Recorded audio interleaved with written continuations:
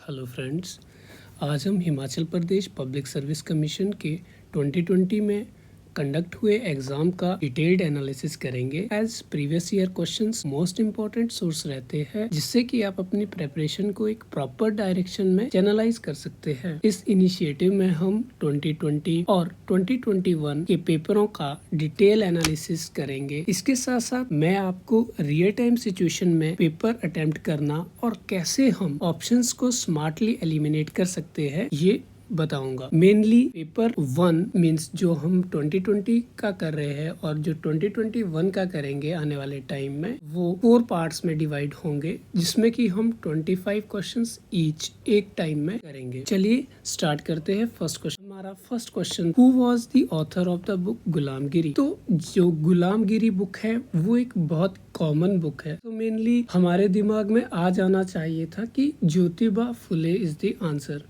But अगर नहीं आ पाता है तो आप इसे थ्रू एलिमिनेशन भी ट्राई कर सकते हो। जैसे स्वामी दयानंद के बारे में अगर हमने पढ़ा होगा, सो मेनली गुलामगिरी वर्ड को हमें पहले ब्रेक करना चाहिए। गुलामगिरी जैसे गुलाम मीन्स स्लेव। सो कहीं ना कहीं ऐसा हो रहा है कि बंधुआ मजदूरी हो रही है या फिर एक तरह का प्रताड़ना टाइप हो रही है। ठीक है, स्वामी दयानंद एज सच उन्होंने कुछ ऐसी बुक लिखी नहीं, ठीक है, वरना हम लोगों के दिमाग में ज्यादा स्ट्राइक हो जाता, क्योंकि स्वामी दयानंद एक तरह से जो हमारे सोशल रिलीजियस रिफॉर्म मूवमेंट है उसकी काफी एक इम्पोर्टेंट है। सो फिर सेकेंड ऑप्शन हमारे डॉक्टर B.R. अम्बेडकर। अगर हम B.R. अम्बेडकर की बात करें, अनटचेबिलिटी के बारे में बात किया है, डिस्क्रिमिनेशन के बारे में बात किया है, परंतु इनकी बुक मेनली उसी टॉपिक उसी थीम पे बेस्ड थी, जैसे कि अनटचेबिलिटी पे। ठीक है, सो फिर हमारे पास फोर्थ ऑप्शन जैसे स्वामी रामकृष्ण परमहंस। सो इनके बारे में हमें ये जानकारी तो होगी ही एटलीस्ट कि ये थोड़े से मीन्स फिलोसफिकल बीइंग थे। ठीक है, रिचुअल पे बिलीव करते थे, वननेस बात करते थे, मीन्स वननेस ऑफ रिलीजन। तो ये गुलामगिरी थोड़ा इनसे मैच नहीं करता है। सो यहाँ पे हम थ्रू एलिमिनेशन भी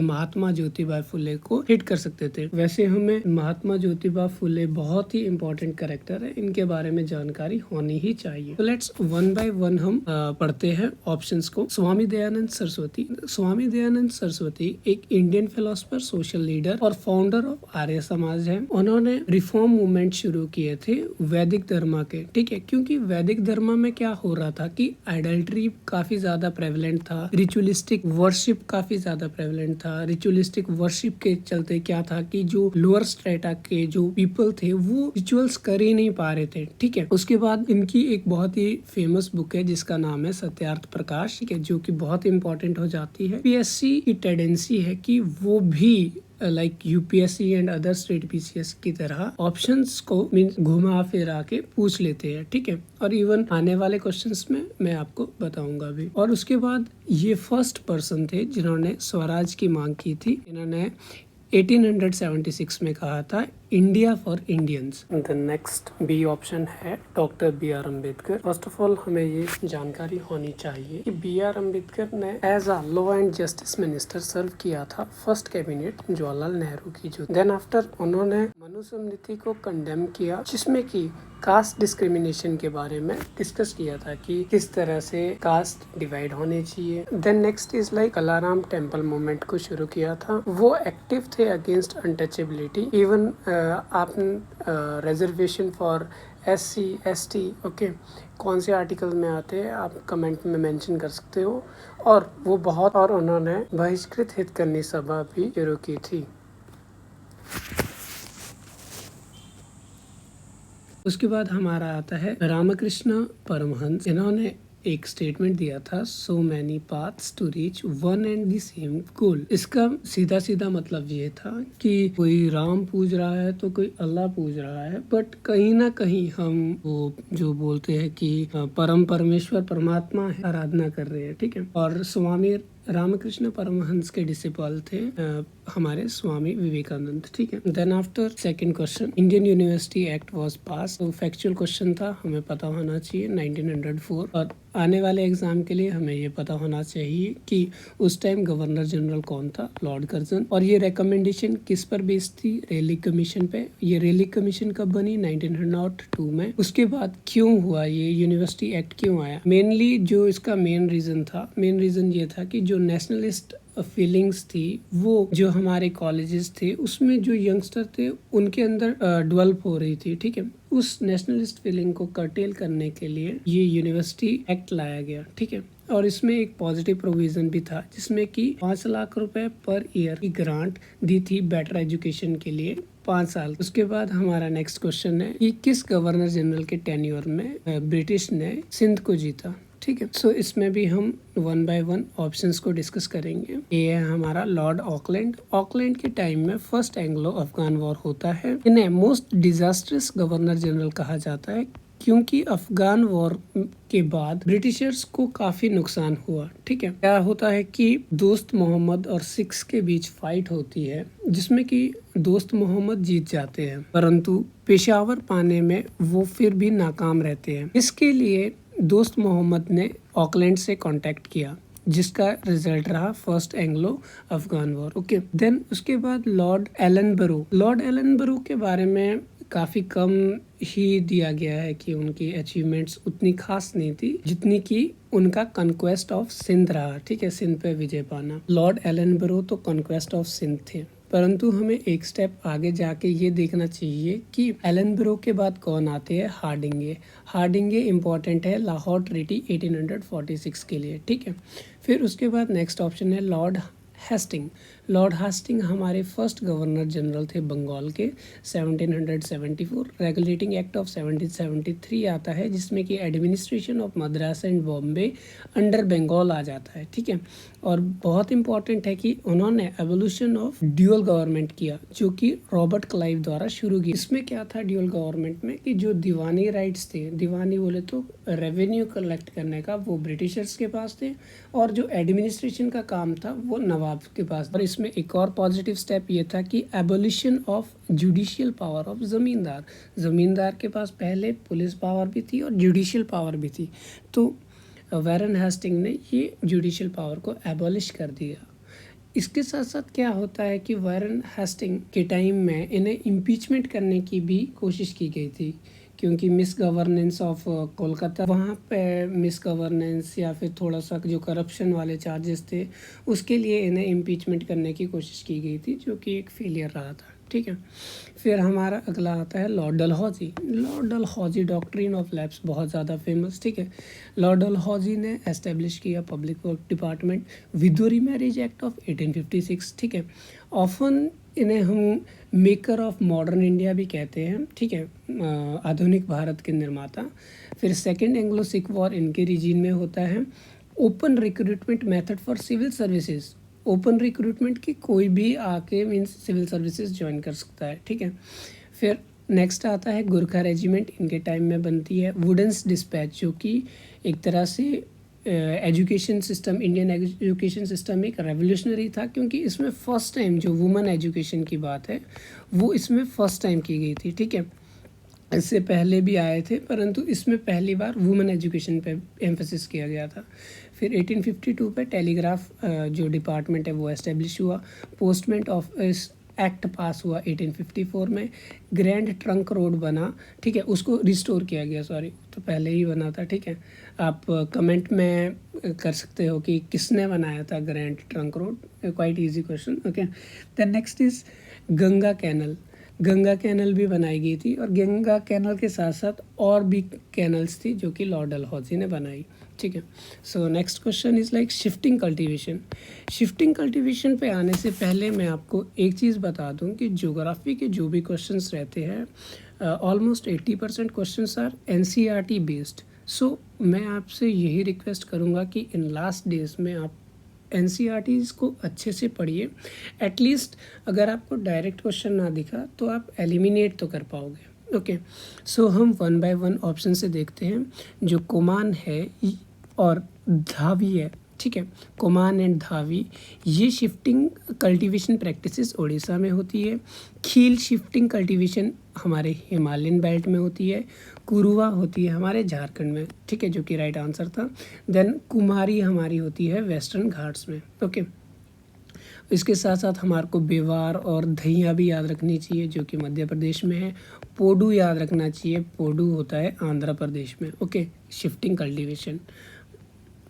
then next question is like which one of the pair is not correctly matched. ये एक और चीज़ है कि हम एग्ज़ाम में एंशियस हो जाते हैं, ठीक है। मेनली जो फर्स्ट टाइम अटैम्प्ट करता है वो बच्चा बहुत एंशियस हो जाता है। हमें क्वेश्चन को बहुत पेशेंसली पढ़ना होता है, ठीक है। आप एक वाटर बॉटल भी रख सकते हो साथ में, आपको लगता है कि आप थोड़ा एंशियस हो रहे हो, you can take a sip. Okay, so यहाँ पे इस क्वेश्चन में हमें नॉट वर्ड को काफ़ी अच्छे से दिमाग में रखना है कि भाई गलत बता रहा है, ठीक है, कि हमें गलत चूज़ करना है। ओके, सो फर्स्ट आता है हमारे पास, first option is Kosi. Kosi कह रहे हैं कॉन्सिक्वेंट रिवर। कॉन्सिक्वेंट रिवर का मतलब जैसे हम देखते हैं ना, कॉन्सिक्वेंट भाई जैसे कि जैसा वो करेगा वैसा ही उसको मिलेगा, ठीक है, एक इंग्लिश में वर्ड है, ठीक है। तो कॉन्सिक्वेंट का मतलब होता है कि अलोंग द स्लोप। मान लीजिए ये कोई स्लोप है, ठीक है, कुछ भी हो सकता है, पहाड़ी हो सकती है, पत्थर हो सकता है, पठार हो सकता है, जो अलोंग द स्लोप जो भी रिवर्स जाती है उन्हें कहते हैं कॉन्सिक्वेंट रिवर, जिसका एग्जाम्पल है Kosi. Okay, then next is like rift valley. Rift valley तो आप लोगों के दिमाग में बिल्कुल होना चाहिए कि Narmada, Tapi, okay, rift valleys में जाती है। किस तरफ को जाती है? अरेबियन सी की तरफ को जाती है। ओके, और इनके ओरिजिन पॉइंट्स आप लोगों को अच्छे से याद रखने हैं, मे बी क्वेश्चन घुमा के ओरिजिन्स पे आ जाए, ठीक है। देन सतलज है हमारे पास। सतलज हमारा एंटीसीडेंट रिवर है। इसके साथ साथ इंदस भी एंटीसीडेंट है। अरुण जो कि कोसी की एक ट्रिब्यूटरी है वो भी एंटीसीडेंट है, ठीक है। अब एंटीसीडेंट क्या रहता है? एंटीसीडेंट वो रहता है कि जो ऐसी रिवर्स जब ये ओरिजिन हुई, ठीक है, उस ओरिजिन के टाइम से अब तक ये सेम कोर्स को ही फॉलो कर रही है, ठीक है, तो इन्हें कहते हैं एंटीसीडेंट रिवर्स।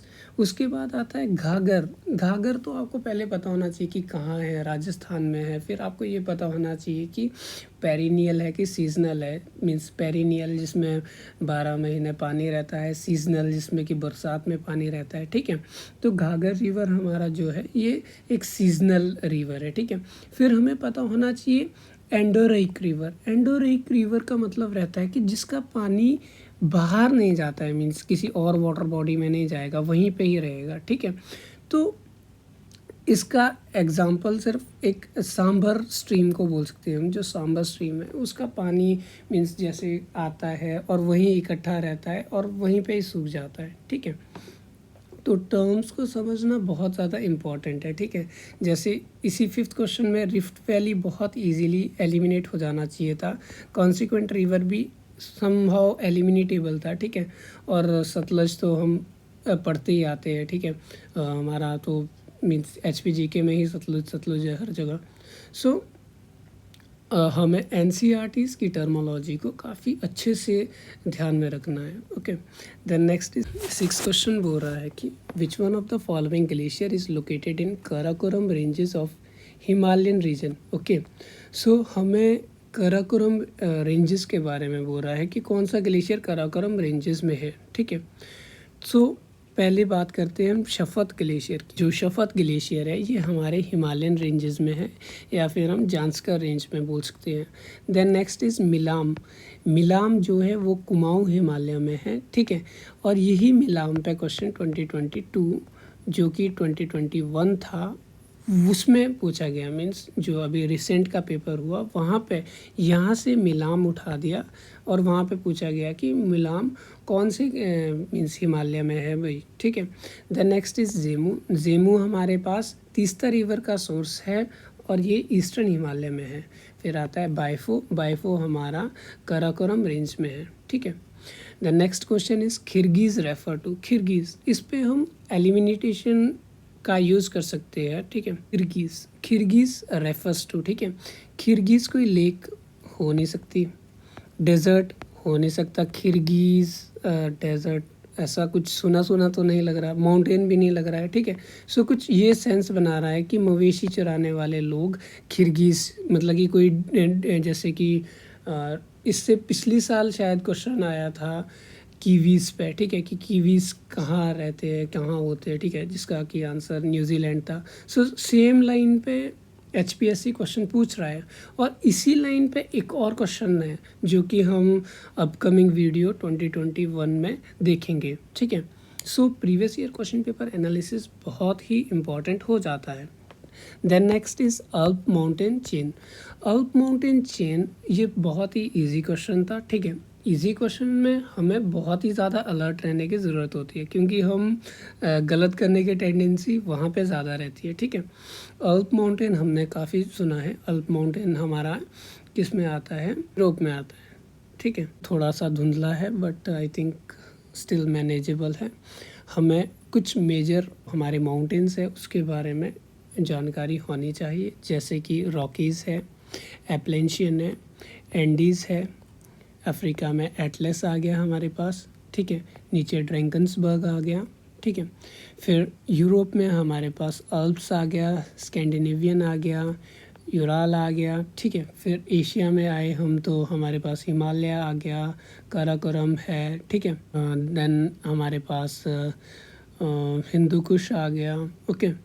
सो एंड अगर हम ऑस्ट्रेलिया की बात करें तो ग्रेट डिवाइडिंग रेंज आ गई। ये कुछ इंपॉर्टेंट है, ठीक है। Next question is water holding capacity highest किस में है, ठीक है। अगर हम वाटर होल्डिंग कैपेसिटी की बात करें कि जो हमारे पार्टिकल्स जितने नज़दीक होंगे उतने टाइट होंगे, ठीक है। जितने टाइट होंगे उतना ही वो वाटर को कम रिसने देंगे ना, मीन्स अपने सरफेस से पास होना कम देंगे अगर वो टाइट है। सो इसमें कुछ भी नहीं था, आपको अपना दिमाग ओपन रखने की ज़रूरत है। सैंडी सॉइल है, लार्ज पार्टिकल्स होंगे, वाटर इजीली एस्केप कर जाएगा। क्लेई सॉइल है, स्मॉल पार्टिकल्स है, ठीक है, वाटर को ज़्यादा देर तक होल्ड कर लेगा। Loamy soil is mainly mixture of Sandy soil and clayey soil. तो इसमें तो अब क्लेई सॉइल के मुकाबले कम मीन्स वाटर रिटेन कर पाएगा, okay. Then next is 10th question, which leader was not the member of constitutional draft committee, ठीक है। ड्राफ्ट कमेटी आपको सीधा दिमाग में स्ट्राइक होना चाहिए कि 7 मेंबर्स थे, जिसमें कि आप BR अम्बेडकर को तो भूल ही नहीं सकते, ठीक है। तो जवाहरलाल नेहरू वहाँ पे ऐसा सुनने को नहीं मिलता है, वरना दिमाग में स्ट्राइक हो जाता है। मीन्स रफली अगर हम अच्छे से रिकॉल ना कर पाए ना तो हम सोच सकते हैं कि यार जवाहरलाल नेहरू सुना होता तो सीधा स्ट्राइक हो जाता। तो सीधा जवाहरलाल नेहरू काफ़ी इजी क्वेश्चन था, ठीक है। BR अम्बेडकर हमारे पास थे, BL मित्तर हमारे मेंबर थे, ठीक है, जिनका रोल की काफ़ी ज़्यादा रहा merger of princely states with India, ठीक है। Then next is Mohammed Saadulla, ये प्राइम मिनिस्टर थे आसाम के, ठीक है, और ये सिर्फ एक ही बंदे थे नॉर्थ ईस्ट को रिप्रेजेंट करने वाले, okay. Then next is 11th question, which one of the following office can be removed from his office by the governor, okay. Governor किसको रिमूव कर सकता है, ठीक है। सो हम यहाँ पे आते हैं member of state human right commission. State human right commission को जो रिमूव कर सकते हैं वो है president. Then member state public service commission, ये तो हम जब UPSC and state public service commission के बारे में लक्ष्मीकांत में पढ़ते हैं तो वहाँ पे लिखा है कि appointment is done by governor but removal is mainly by president. Same with state election commissioner. State election commissioner जो मेंशन किया गया है दैट इज़ अंडर 243K। ये बहुत ही ज़्यादा इंपॉर्टेंट हो जाता है आर्टिकल 243K, क्योंकि जैसे वुमेंस रिजर्वेशन की बात की थी 243D, जो कि हाल ही में ही पूछा गया था, ठीक है। सो जो क्वेश्चंस है उनके जो ऑप्शंस होते हैं वो बहुत ही ज़्यादा इंपॉर्टेंट हो जाते हैं। हम जब एनालिसिस करते हैं हम जस्ट ऊपर ऊपर से देख के चलते हैं कि हो गया एनालिसिस, ओके, बट हमें एक एक ऑप्शन को अच्छे से पढ़ना है, और अगर अच्छे से पढ़ेंगे ये फ्रूटफुल होगा, ओके। सो हमारा इलेक्शन कमीशन है that is under article 324, okay. फिर आता है हमारे पास advocate general of state. Advocate general of state is mentioned under article 165, ठीक है। ये अपना ऑफिस होल्ड करता है during the pleasure of governor. Means जिसका भी प्लेजर ऑफ गवर्नर हो गया, प्लेजर ऑफ प्रेसिडेंट हो गया, वहाँ पे आप ये सोच सकते हो कि वो उन्हें मीन्स रिमूव कर सकते हैं, उनके पास पावर है कि वो उन्हें किसी भी टाइम रिमूव कर सकते हैं, ठीक है। Then next is like which by which time governor has to return ordinary bill. Okay, ध्यान से पढ़िए कि ordinary bill to the concerned state legislative assembly for reconsideration, ठीक है। अगर गवर्नर को रिटर्न करना है ordinary bill concerned state legislative assembly को, तो वो कितने टाइम में भेजेगा, तो इसका कोई टाइम लिमिट नहीं है। Next is like sustainable development goal good health and wellbeing has shown improvement in India due to. Good health and wellbeing हमारा इम्प्रूव हुआ है, क्यों हुआ है? मेनली ये एक करंट अफेयर बेस्ड क्वेश्चन है, but I will try to teach you like how we can use elimination method. At least हम 50-50 तक तो पहुँच सकते हैं, ठीक है। सो जैसे कि हमारा सी ऑप्शन है better access to housing, D बोल रहा है wide spread waste collection and possession, B बोल रहा है decline in maternal mortality ratio, फिर ए बोल रहा है क्लीन वाटर एंड सैनिटेशन। अब आपको ये ढूंढना है कि गुड हेल्थ एंड वेलबींग की बात की है, गुड हेल्थ एंड वेलबींग, ठीक है। So mainly better access to housing तो हो नहीं सकता है, ठीक है। हाउसिंग की बात अगर हम क्लीन वाटर एंड सैनिटेशन का देखें तो इसका पलड़ा भारी है हाउसिंग से। Then next is wide spread waste collection and procession. Okay, ये होना चाहिए, वेस्ट कलेक्ट होना चाहिए, वो फर्दर प्रोसेस होना चाहिए, बट ये इतना मीन्स बड़ा नहीं है कि हम clean water and sanitation and decline in maternal mortality ratio के कंपेयर में रखें। सो हम बचते हैं ए और बी के बीच में, ठीक है। Clean water and sanitation is there, but this good health and well-being has shown improvement mainly because of decline in maternal mortality ratio, ठीक है। Then next is a national mission for sustainable agriculture has been launched too, ठीक है। यहाँ पे देखिए, आपने मान लो ये नहीं पढ़ा होगा, जैसे कि आपको पता ही है हम सब कुछ नहीं पढ़ सकते, ठीक है। ह्यूमंस लिमिटेशन है हमारे ब्रेन की, तो हम ट्राई करेंगे कि हम बिना पढ़े कैसे स्मार्टली एलिमिनेट कर सकते हैं चीज़ों को, okay. So national mission for sustainable agriculture, first of all we have to understand that sustainable क्या होता है, ठीक है, और हम कैसे सस्टेनेबल एग्रीकल्चर कर सकते हैं। फर्स्ट है, जैसे अगर हम सी ऑप्शन से जाएंगे, increasing irrigation coverage. Irrigation coverage को अगर हम इंक्रीज़ करेंगे तो सस्टेनेबल एग्रीकल्चर में इसका क्या रोल है, ठीक है।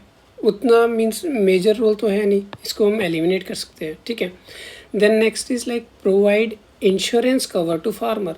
इंश्योरेंस कवर तो सही है भाई, कोई कैलेमिटी आई, ड्रॉट पड़ गया, तो अगर फार्मर हमारे इंश्योर्ड रहेंगे तो मीन्स एक तरह से जो फार्मर सुसाइड है, फार्मर डिस्ट्रेस है, वो कम हो सकता है, ठीक है। बट ये सस्टेनेबल एग्रीकल्चर के लिए उतना वैलिड पॉइंट नहीं है, मीन्स स्ट्रॉन्ग पॉइंट नहीं है, ठीक है। तो हम डी को भी एलिमिनेट करेंगे, सी को भी एलिमिनेट करेंगे। देन आफ्टर आते हैं प्रमोट ऑर्गेनिक फार्मिंग, ठीक है। अब जो ये ए और बी है ये बहुत ही ट्रिकी है, ठीक है। हम सोच सकते हैं रियल टाइम एग्ज़ाम में कि ऑर्गेनिक फार्मिंग को प्रमोट करेंगे तो सस्टेनेबल एग्रीकल्चर होगा, भाई हम कीटनाशक यूज़ नहीं कर रहे हैं वगैरह वगैरह, ठीक है। बट हमें वहाँ पे सोचने की ज़रूरत है कि जो हमारे फर्टिलाइज़र्स है या फिर अदर इंसेक्टिसाइड्स, पेस्टिसाइड्स है, अगर हम उन्हें लिमिटेड मैनर में यूज़ करेंगे तो क्या वो भी तो सस्टेनेबल हुआ ना, कि हम एक लिमिट से ज़्यादा नहीं यूज़ करेंगे, हम उतना ही पेस्टिसाइड एंड फर्टिलाइज़र यूज़ करेंगे जितना कि हमारी जो लैंड है वो अब्जॉर्व कर सके और जो उसकी सॉइल प्रोफाइल है वो डिटोरिएट ना हो, ठीक है। तो ये ऑप्शन भी हमारा गलत हो जाता है, क्योंकि ऑर्गेनिक फार्मिंग से हम सस्टेनेबल एग्रीकल्चर कर सकते हैं, बट अगर हम बिना ऑर्गेनिक फार्मिंग के मीन्स अगर हम फर्टिलाइजर्स को भी यूज़ कर रहे हैं और अगर हम उसका लिमिटेड यूज़ करेंगे तो भी तो सस्टेनेबल एग्रीकल्चर हो रहा है, ठीक है। सो उसके बाद फर्स्ट ऑप्शन रहता है हमारा enhanced agricultural productivity bye integrated farming, ठीक है। इंटीग्रेटेड फार्मिंग से हम क्या करेंगे, अपनी प्रोडक्टिविटी को एनहांस करेंगे और यह एक सस्टेनेबल एग्रीकल्चर का तरीका है, ठीक है। देन ये 15th जो क्वेश्चन है वो स्क्रैप कर दिया गया था, next is 16th, what is the minimum calories requirement in rural area for measuring poverty. ठीक है, पोवर्टी को मेज़र करने के लिए एक मिनिमम कैलोरी रिक्वायरमेंट क्या रहती है रूरल एरिया में। हमें ये पता होना चाहिए कि अर्बन एरिया में रिक्वायरमेंट रहती है 2100 कैलोरीज पर पर्सन पर डे, ओके, और रूरल एरिया में रहती है 2400 कैलोरीज पर पर्सन पर डे। और हमें पता होना चाहिए पोवर्टी लाइन का कॉन्सेप्ट। ठीक है, पोवर्टी लाइन का कॉन्सेप्ट किसने दिया, कौन सी कमेटी बनी, आप कमेंट सेक्शन में कमेंट कर सकते हो। ठीक है, then next is like phenomena of demographic dividend. Demographic means हमारी पॉपुलेशन, डिविडेंड मीन्स एक तरह से कुछ हिस्सेदारी देना, एक तरह से प्रॉफिट शेयर करना। ठीक है, अगर हम इसे इस तरह से डिवाइड करेंगे डेमोग्राफिक डिविडेंड, तो हमें पता चलेगा कि ये फर्स्ट ऑप्शन देखेंगे, a sharp decline in the total population, nothing like that. Then next is a decline in infant mortality rate, नहीं भाई, and increase in the sex ratio rate. ठीक है, सेक्स रेशियो रेट अगर increase होगा तो demographic dividend थोड़ी ना होगा। ठीक है, वो हम कह नहीं सकते कि डेमोग्राफिक डिविडेंड होगा नहीं होगा। ठीक है, देन लास्ट है an increase in the population in the working age group. जी बिल्कुल, तभी तो लाभांश होगा ना। ठीक है, कभी कभी इंग्लिश के वर्ड अगर आप डिकोड ना कर पाओ, you can take help of Hindi words. ठीक है, और घबराना नहीं है। नेक्स्ट इज लाइक संकल्प। संकल्प एक तरह से स्कीम का क्वेश्चन था। ठीक है, हमारे मिनिस्ट्री ऑफ स्किल डेवलपमेंट के अंदर ये स्कीम है। तो स्कीम्स के लिए मेरा सजेशन यही रहेगा कि जो भी स्कीम्स है उनका फुल फॉर्म आप अच्छे से याद कीजिए। ठीक है, जैसे कि अगर हम इस संकल्प का फुल फॉर्म पढ़ते हैं, skill acquisition and knowledge awareness for livelihood promotion. Okay, so इसका क्या बोल रहा है, लाइवलीहुड प्रमोशन। ठीक है, अब लाइवलीहुड प्रमोशन, लाइवलीहुड देना है, किसी को रोज़गार देना है। ठीक है, बेटर हेल्थ केयर की बात कर रहा है ये, नहीं, हेल्थ केयर की बात नहीं कर रहा है। बेटर हेल्थ केयर अगेंस्ट, नहीं भाई। क्वालिटी एजुकेशन की बात कर रहा है। एजुकेशन एक अलग है, नॉलेज एक अलग चीज़ है। ठीक है, ये कोई एजुकेशन की बात नहीं कर रहा है, but yes, relevant training to youth, training से क्या होगा, लाइवलीहुड बनेगा उनका। ठीक है, देन नेक्स्ट एक हम बोल सकते हैं इकोनॉमी का स्टैटिक क्वेश्चन है। ठीक है, 19th हमारे पास FRBM एक्ट के बारे में पूछा गया। सो हमें ये पता होना चाहिए कि FRBM एक्ट आया कब। FRBM एक्ट आया 2003 में। अब आया क्यों?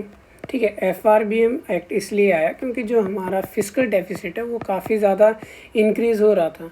ठीक है, फिस्कल डेफिसिट के इंक्रीज़ होते हमें क्या था कि एक तरह से इकोनॉमी में इन्फ्लेशन होने के चांसेस बहुत ज़्यादा थे। ठीक है, सो हमने FRBM एक्ट लाया 2003 में, जिसमें कि हमने ये डिसाइड किया कि हम फिस्कल डेफिसिट को 3% से कम ही रखेंगे अपने GDP से। ठीक है, उसके बाद आपको GDP का पता होना चाहिए, GNP का पता होना चाहिए। ठीक है, ऑल्दो मैं आपको बता सकता था GDP GNP, बट ये वीडियो बहुत ही लंबा चला जाएगा। ठीक है, so next is like which one of the following statement is not correct. फिर आपको बहुत ही ज़्यादा अलर्ट होने की ज़रूरत है, नॉट करेक्ट, क्योंकि जैसे UPSC में देखोगे आप तो ये नॉट थोड़ा बोल्ड में रहता है। ठीक है, और means you can spot easily, but HPSC में मीन्स ये नॉर्मल फॉन्ट में ही दिया है। ठीक है, तो काफ़ी अलर्ट रहने की ज़रूरत है। साइंस का क्वेश्चन है। ठीक है, गलत कौन सा है? ठीक है, पहली बात है कि calcium oxide react vigorously with water to produce lime, बिल्कुल सही बात है। ठीक है, एंड देन हम नेक्स्ट पे जाएंगे, silver chloride is sensitive to sunlight. हाँ, ये आपका 10th NCERT से क्वेश्चन आया है। इवन इस सिल्वर क्लोराइड वाले का तो वहाँ पे डायग्राम भी दिया गया है, वो चाइना डिश के अंदर सिल्वर क्लोराइड रखा है, उधर खिड़की से धूप आ रही है। ठीक है, और वो सिल्वर क्लोराइड ब्लैक टर्न हो गया। ठीक है, तो ये भी सही है। Then next is decomposition reaction require energy for breaking down of reactants. बिल्कुल भाई, डिकम्पोज करना है तो उसको कुछ एनर्जी तो चाहिए ना, तभी तो डिकम्पोज करेगा। ठीक है, देखिए ये क्वेश्चन मीन्स सबका साइंस अच्छा नहीं रहता है। ठीक है, परंतु अगर आप खाली ऑप्शन से जाओगे, मीन्स डिकम्पोजिशन रिएक्शन है, डिकम्पोज हो रही है चीज़ें। ठीक है, सो इसमें आप देख सकते हो कि यार समहाउ ये सही सा लग रहा है कि एनर्जी की ज़रूरत तो होती है हर चीज़ को। ठीक है, तो थोड़ा बहुत आप एलिमिनेट कर सकते हो, बट फिर भी मैं आपसे यही रिक्वेस्ट करूँगा कि आप NCERTs को अच्छे से पढ़ें, ठीक है। उसके बाद जैसे बी ऑप्शन है, ये हमारा गलत क्यों है, हमें ये भी पता होना चाहिए कि चीज़ गलत क्यों है। स्लेक्ट लाइम जो स्लोली क्रिएट करता है एक लेयर, ठीक है, वो लेयर कैल्शियम नाइट्रेट की नहीं होती है, वो कैल्शियम कार्बोनेट की होती है, ठीक है, जिसके कि मतलब कि वाइट वॉशिंग चुनने के टाइम जो हम यूज़ करते हैं उसे, ठीक है। Next is like which one of the following statement is correct, इनमें से कौन सा करेक्ट है। साइंस में आप मेनली जो हमारा 10th क्लास की साइंस रहती है उसके सारे चैप्टर, चाहे केमिस्ट्री हो फिज़िक्स हो, अच्छे से पढ़ लें, ठीक है। जैसे कि ये अगर हम यहाँ पे 2021 में देखें कि करेक्ट पूछ रहा है, तो अगर हम जैसे पहला क्वेश्चन देखें कि एक बहुत स्मॉल ओपेक ऑब्जेक्ट कोई है, ठीक है, वो लाइट की जो स्ट्रेट पाथ है अगर लाइट की, उसको चेंज नहीं करेगा, ठीक है। भाई कॉमन सेंस की बात है, ठीक है। हर क्वेश्चन आपका नॉलेज चेक नहीं करेगा, कुछ क्वेश्चंस आपकी अलर्टनेस भी चेक करेंगे, ठीक है। And it is that kind of question, okay. So first option is like कोई ओपेक ऑब्जेक्ट है, मीन्स अपारदर्शी है, ठीक है। अब लाइट यहाँ से आ रही है भाई, अब यहाँ ओपेक ऑब्जेक्ट है तो पास कैसे करेगी, ठीक है। स्ट्रेट पाथ को चेंज क्यों नहीं करेगी, ठीक है। डेफिनेटली यहाँ पे कोई वो ऑब्जेक्ट है, यहाँ से लाइट आ रही है, ठीक है। तो अब इस ओपेक ऑब्जेक्ट से टकरा के डेफिनेटली ये सीधी तो नहीं जाएगी ना। हाँ, अगर ये ट्रांसपेरेंट होता, ठीक है, ट्रांसपेरेंट होता तो बात अलग थी, बट यहाँ ओपेक बोला गया है तो क्यों नहीं चेंज करेगी, करेगी। तो फर्स्ट रॉन्ग हो गया। देन नेक्स्ट आ रहा है कि कनकेव कन्वेक्स मिरर, बहुत ही ज़्यादा इम्पॉर्टेंट है, ठीक है। मिरर चैप्टर से हर साल क्वेश्चन आया है, इस बार भी आया है, लास्ट ईयर भी आया है, and I am damn sure that this time they will also give, okay. So convex mirror generally used in torches, नहीं भाई कन्वेक्स नहीं, कन्वेक्स तो कन्वर्ज करता है लाइट को। टॉर्च अगर आपको चाहिए, लेज़र लाइट थोड़ी ना बनानी है आपने, क्यों, आपको तो टॉर्च चाहिए, मीन्स एक वाइडर एरिया को इंस्पेक्ट करना है आपने। सो कनकेव मिरर जो होता है that diverge like light, okay. So हम जो टॉर्चेस है या फिर कार का जो हेडलाइट होगी वहाँ पे कनकेव मिरर को यूज़ करते हैं, ओके। फिर ये सी ऑप्शन है, ये फर्स्ट चैप्टर है शायद 10th के साइंस की NCERT का, ये कैरोसिन वाला हम बहुत पढ़ते थे उस टाइम, ठीक है। The mass density of kerosene is less than that of water, ये ट्रू है, ठीक है। और वैसे भी यार मैंने जहाँ तक देखा है कि तेल, कोई सा भी तेल ले लो पानी के ऊपर ही तैरता है, ठीक है। Then next is like fourth, the ability of medium to reflect light is expressed as optical density। देखो काफ़ी क्लोज दिया है ये, ठीक है।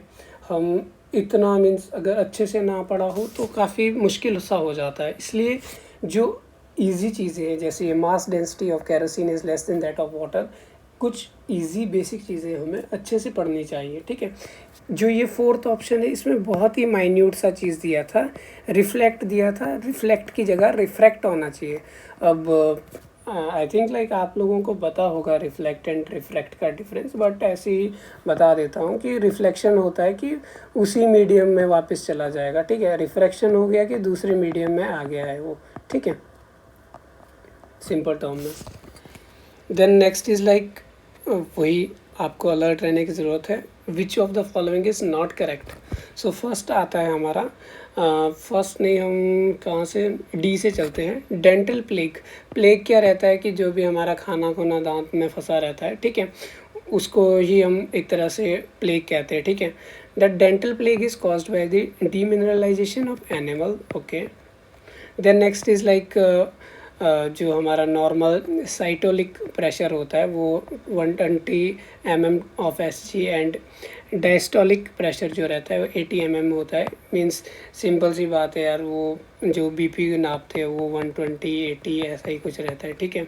ज़्यादा ये सिस्टोलिक और डायस्टोलिक पर जाने की ज़रूरत नहीं है, ओके। ये जस्ट थोड़ा कंफ्यूज करने के लिए दिए है term. Then next is blood pressure is much greater in arteries than that in veins. ये सही है, ठीक है। आप लोगों को ये पता होना चाहिए कि veins क्या होती है, arteries क्या होती है, मीन्स ऑक्सीजनेटेड ब्लड कौन कैरी करता है, डीऑक्सीजनेटेड ब्लड कौन कैरी करता है, ठीक है। Then first is like during dental caries bacteria act on saliva to produce acid. ये ऑफिशियल आंसर की मैं रॉन्ग दिया है, बट जहाँ तक मैंने स्टडी किया है सो ये भी ट्रू मिला है मुझे। बाकी इस पर मुझे पर्सनली डाउट है, बिकॉज डाउट को एक्सेप्ट करना आई थिंक लाइक आपको अंधेरे में ना रखना।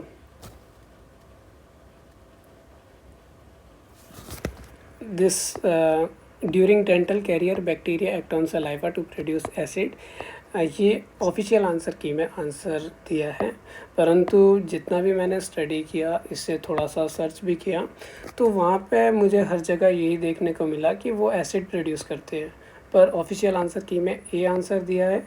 सो मे बी मैं इसको डिकोड नहीं कर पा रहा हूँ, तो आप लोग थोड़ा सा इस क्वेश्चन को अच्छे से देख लीजिए, ठीक है। थर्ड क्वेश्चन है which one of the following statement is correct, ठीक है। पहली स्टेटमेंट बोल रहा है cell vacuoles do not store waste material, जो कि रॉन्ग स्टेटमेंट है, they use to store waste material. परंतु इस क्वेश्चन में भी मुझे बी स्टेटमेंट पे डाउट है, ऑफिशियल आंसर की पे सही सी दिया है। हालांकि सी स्टेटमेंट सही है, बट बी स्टेटमेंट भी मुझे सही लगी। Water transport in plant occurs across xylem only, means through xylem only पानी का जो परिवहन है वो होता है, ठीक है। परंतु आंसर सी दिया है, सो आप या तो इसे अच्छे से पढ़ लीजिए, बट आई थिंक मैंने भी सर्च किया था, सो यही था, ठीक है। The next is like D option अगर हम देखें, energy released from the rupture of terminal phosphate group of ATP is equivalent to this much. No, ये इक्वलेंट है 7.3 किलो जूल।